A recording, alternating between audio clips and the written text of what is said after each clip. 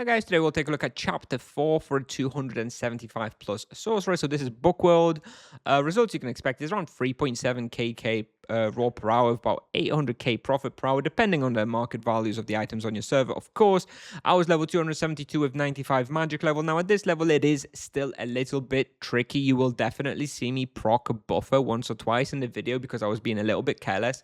Those monsters do still hurt a lot at this level, so do try and pick up some death protection for this death damage here. But if if you're not a donkey, you don't get yourself 8 box, then you should still be okay and you should be able to get out of the buffer, even if you do proc it. So yeah, do be careful, don't overdo it. I think the main room that you want to be careful is like around here. We'll talk to the lap in a minute, but this is usually when it gets a little bit dicey, like this little section here. So do watch out, especially when you go there. And anyways, that's this section. So you will need to complete the between the lines quest. You want the full access done so that you can use the shortcuts.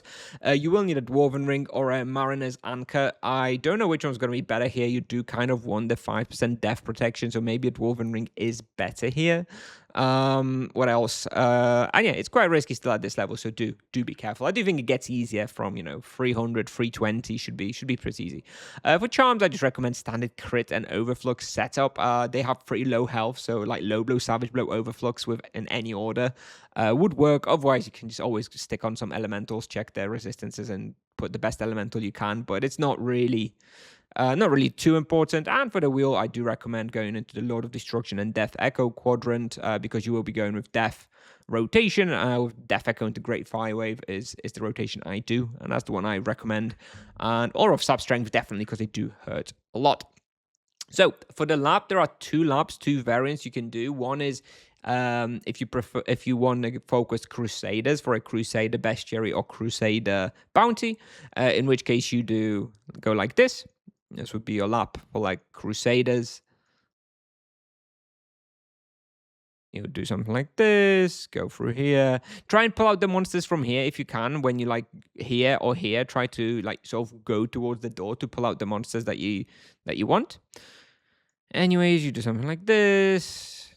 You go in and reset. Now, if you want to do a lap that focuses headwalkers rather than the Crusaders, then you don't do this part. This part, I think, has just exclusively Crusaders. So instead, what you do after you get to this pull here, you actually go circle around here, and you do a pull here, and you go up there.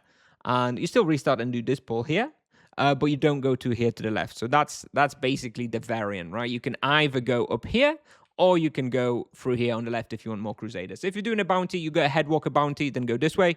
If you go Crusader bounty, then go this way. Fairly simple. The rest of the lap is basically the same.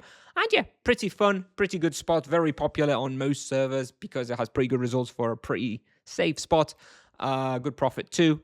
At level 275, it is still somewhat difficult. So if you're not super experienced on the MS, not super experienced player, then maybe come a little bit later. But, 275, if you know what you're doing, perfectly doable.